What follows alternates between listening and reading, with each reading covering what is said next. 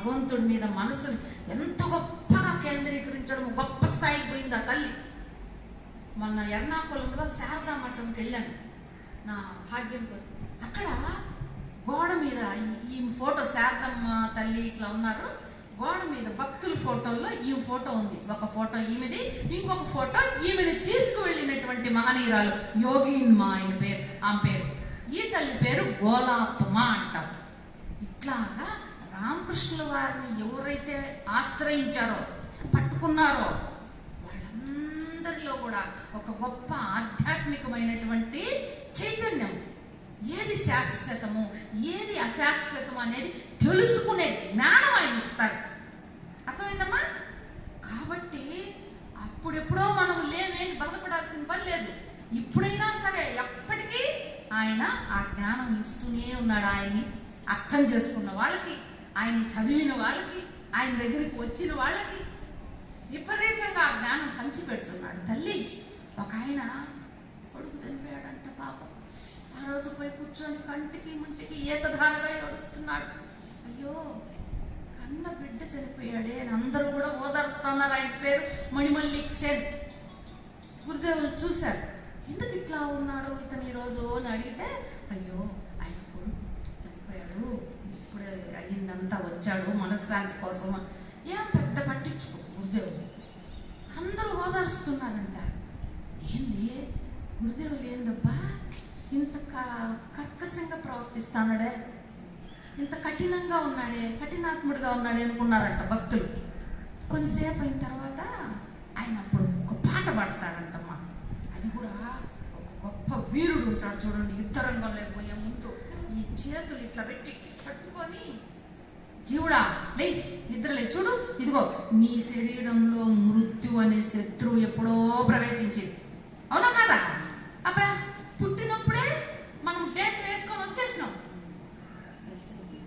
తయారీ చేసిన డేట్, ఇంకొకటి ఎక్స్పైరీ డేట్ అంటారంట. ఒక మందు తయారు చేసినప్పుడు మనందరి డేట్లు ఆయనకు తెలుసు, మనకు తెలియదు. అందుకని ఆకస్మిక మరణము, దుర్మరణము, హఠాత్ మరణము అని పెడుతూ ఉంటారు బ్యానర్లలో.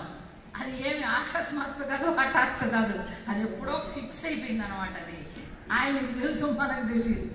మరి ఆ విధంగా జీవుడు మృత్యువు రెండు ఉన్నాయి నీ దేహంలో. ఆ శత్రువు నువ్వు ఎట్లా ఎదుర్కొంటావో, నువ్వు ఎదుర్కో ఆ శత్రువుని, ఒక వీరులాగా ఎదుర్కో. పుణ్యము అనేటువంటి రథం మీద ఎక్కువ. శత్రువుని ఎదుర్కోవాలంటే యుద్ధం చేయాలి కదా, నువ్వు ఎట్లా చేస్తావు యుద్ధం? నీ దగ్గర ఏం ఆయుధాలు ఉన్నాయి? నువ్వు పుణ్యము అనేటువంటి రథం మీద నిలబడుకో. భక్తి అనేటువంటి విల్లు ఉంటుంది చూడండి, అంటే బాణం దేనికైతే పెడతామో దాన్ని విల్లు అంటారు కదా. భక్తి అనేటువంటి ఒక విల్లు పెట్టుకో, శ్రద్ధ అనేటువంటి బాణం పెట్టుకో. శత్రువు మీదకి వెయ్యి. ఎవరు ఆ శత్రువు? మృత్యు. అదే చెప్తారు మహాత్ములందరూ కూడా, జన్మలు ఎత్తినావు, అనుభవించినావు, వెళ్ళిపోయేది అద్భుతంగా వెళ్ళిపో. రామకృష్ణుడు వారి భక్తుల జీవితాలు అన్ని తీసుకుంటే వాళ్ళు చివరి క్షణాలు ఎంత అద్భుతమో చెప్పలేము. తల్లో శారదమ్మ తల్లికి చివరి రోజుల్లో సేవ చేస్తుంది ఒక చిన్న అమ్మాయి సరళ అని చెప్పి. ఎంత గొప్ప స్థాయికి పోతుందో తెలుసా? శారదమ్మ తల్లి దగ్గర కూడా అమ్మా, అబ్బా ఆమెతో పాటు ఉన్న వాళ్ళందరూ కూడా ఎంత గొప్ప స్థాయిలోకి వెళ్తారు. అమ్మ అమాయకంగా ఏమి తెలియనట్లు పాత్రలు దొమ్ముతూ పేడలుక్కుంటూ ఉండి అందరినీ అంత గొప్ప స్థాయికి తీసుకుపోతుంది. జగజ్జనని తల్లి, జగద్గురువు యొక్క ధర్మపత్ని. ఆ సేవలు చేసిన సరళ అనే అమ్మాయి శారదమ్మ తల్లి వెళ్ళిపోయిన తర్వాత 28 సంవత్సరాలు కాశీలో తపస్సు చేస్తుంది. చిన్న గదిలో నిరంతరము పూజలు, జపము, ధ్యానము ఇట్లాంటి సాధనలు చేసి చేసి చేసి దివ్యమైన స్థాయికి పోతుంది ఆ తల్లి. తర్వాత ఇప్పుడు మనకి ఎట్లా రామకృష్ణ మఠం స్వామీజీలు వస్తారు కదా, అట్లాగా మాతాజీలు కూడా మీరు చూసి ఉంటారు కదా. ఈ మాతాజీలు ఆర్డర్ అంటే ఈ మా ఆడవాళ్ళు కూడా పెళ్లిళ్ళు లేకుండా భగవద్ మార్గంలో ఉండొచ్చు, సన్యాసం తీసుకోవాలి, వాళ్ళు ఒక బ్రహ్మజ్ఞానులు అవ్వాలని వివేకానంద స్వామి తప్పిస్తారు. అవంతా కూడా తర్వాత వస్తాయి శారదా మఠం మాతాజీ. మొట్టమొదట శారదా మఠం స్థాపించినప్పుడు ఈ సరళ అనే ఆమె ఎక్కడైతే కాశీలో 28 సంవత్సరాలు తపస్సు చేసిందో ఆమెను తీసుకొచ్చి ప్రెసిడెంట్ చేస్తారు. మొట్టమొదటి శారదా మఠం ప్రెసిడెంట్ అవ్వడం గొప్ప కాదు. ఆమె చివరి క్షణాలని వర్ణిస్తారు. అమ్మా అబ్బా, ఆమె పూర్తి తెలివిగా ఉందట. చివరికి ప్రాణం పోయేటప్పుడు ఆ ముఖమంతా తేజస్సుతో వెలిగిపోతుందంట.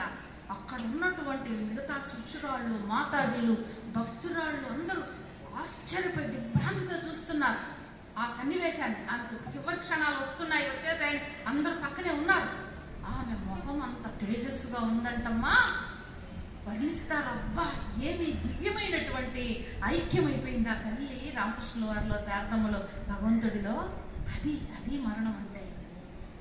అంత తెలివిగా, అంత తేజస్సుగా, అంత అద్భుతమైనటువంటి స్థితిలో ఆమె ప్రాణాలు నవ్వుతూ హాయిగా వదిలేసిందంటమ్మా. ఆమె పేరు భారతీ ప్రాణ. ఈ సరళ అనే ఆమె తర్వాత భారతీ ప్రాణ మాతాజీగా ఆమె మీద ఒక పుస్తకం కూడా ఉంది తెలుగులో. అట్లాంటి దివ్యమైనటువంటి మహనీయమైనటువంటి విషయాలన్నీ కూడా గురుదేవుల చుట్టూ, శారదమ్మ తల్లి చుట్టూ, వివేకానందుల వారి చుట్టూ అల్లుకొని ఉన్నాయి. రేపు విశేషించి శారదమ్మ తల్లి యొక్క జన్మదినం, ఆ తల్లి జన్మదినం. అందుకోసమే నేను రావడం కూడా. సరే, మన అందరి దగ్గరికి వచ్చి కూడా చాలా కాలం అయిందని ఒకరోజు ముందు రావడం, మీ అందరి దగ్గరికి రావడం, కలుసుకోవడం. అయిపోయిందా టైం మనకి? అలాగా రేపు ఆ తల్లి భూమి మీదకి ఒక మానవ రూపం తీసుకొని వచ్చినటువంటి జగజ్జనని ఆ తల్లి. కొంతమంది గుర్తించారు, అందరూ గుర్తించలేదు. రామచంద్రమూర్తి సాక్షాత్తు రాముడు వచ్చినప్పుడే కొద్ది మంది మాత్రమే గుర్తుపట్టారు ఆ మహాపరబ్రహ్మ స్వరూపం. నారాయణుడు పరిపూర్ణ పరబ్రహ్మ స్వరూపమైనటువంటి వైకుంఠమూర్తి నారాయణుడే, మహావిష్ణువే ఈ రామచంద్రమూర్తి అని వశిష్ఠుడు, విశ్వామిత్రుడు, ఇంకా కొద్ది మంది మాత్రమే గుర్తుపట్టారు ఆయన్ని. అట్లాగా శారదమ్మ తల్లి జగజ్జనని, మహా బ్రహ్మస్వరూపిణి ఆ తల్లి, బ్రహ్మ విద్యారూపిణి అని చెప్పి గుర్తుపట్టిన వాళ్ళు, పూజించిన వాళ్ళు, తెలుసుకున్న వాళ్ళు కొద్దిమంది ఉన్నారు. వివేకానంద స్వామి ఎవరో మహా ఋషి ఆయన తెలుసుకున్నాడు. అమ్మో, అమ్మ సామాన్యురాలు కాదు, ఎట్లా సామాన్యంగా మనకు కనిపిస్తోంది కానీ ఆ తల్లి సామాన్యురాలు కాదని అంత మర్యాద ఇచ్చేవాడు, అంత పూజ్యభావంతో చూసేవాడు. సాక్షాత్తు జగజ్జనని అని ఆ అమ్మ సంఘజనని అంటే రామకృష్ణ మఠం రావడానికి అంత కారణం అమ్మ ప్రార్థన, శారదమ్మ తల్లి దీవెన. అదంతా ఒక అద్భుతమైనటువంటి చరిత్ర. అందుకనే అమ్మని సంఘజనని అంటారు. గురుదేవులు కాశీపూర్లో గొంతు క్యాన్సర్తో ఉండేటప్పుడు ఒక శిష్యుడు పెద్ద గోపాల్ అనే ఆయన కాషాయ వస్త్రాలు తెచ్చిస్తాడు. నేను ఎవరికన్నా గొప్ప మంచి సన్యాసులకి ఇవ్వాలని ఉన్నాను స్వామి అంటే, అరే